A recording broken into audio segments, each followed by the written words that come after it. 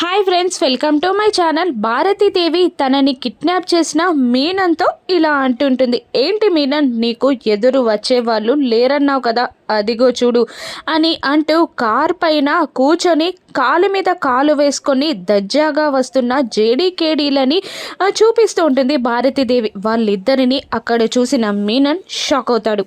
ఏంటి మీనన్, నీకు ఎదురు వచ్చేవాళ్ళు లేరన్నావు, అదిగో చూడు వస్తున్నారు. ఇప్పుడు వాళ్ళ దగ్గరికి వెళ్ళి ఆ రోడ్ అంతా క్లియర్ చేసి రా మీనన్ అని భారతీదేవి యాటిట్యూడ్గా చెప్తూ ఉండగా ఇక మీనన్ రే అని అంటూ కిందికి దిగుతాడు. ఇక అప్పటికే జేడీకేడి యాక్షన్లోకి దిగిపోతారు. ఇక జేడీకేడి అక్కడున్న రౌడీలని మీనన్ని చితక బాధేస్తూ ఉంటారు. ఇంతలో యువరాజ్ మాస్క్ వేసుకొని ఒక రౌడీ సహాయంతో కార్ దిగిన భారతీదేవిని తీసుకెళ్తూ ఉండగా ఇక జేడీకేడితో ఇలా చెప్తూ ఉంటుంది, నేను మీనన్ని చూసుకుంటాను, నువ్వు లాయర్ భారతీదేవిని కాపాడు అని అనగానే లాయర్ వెనకాలే యువరాజ్ వెనకాల ఫాలో అవుతూ ఉంటాడు కేడి. ఇక యువరాజ్ కొంత దూరం వెళ్ళాక ఒక రౌడీకి ఆ భారతీదేవిని అప్పగించి యువరాజ్తో గొడవకి దిగుతాడు. ఇక కేడితో యువరాజ్ ఇలా అంటుంటాడు, ఈరోజు నిన్ను చంపబోతున్నాను. నిన్ను చంపడం కన్నా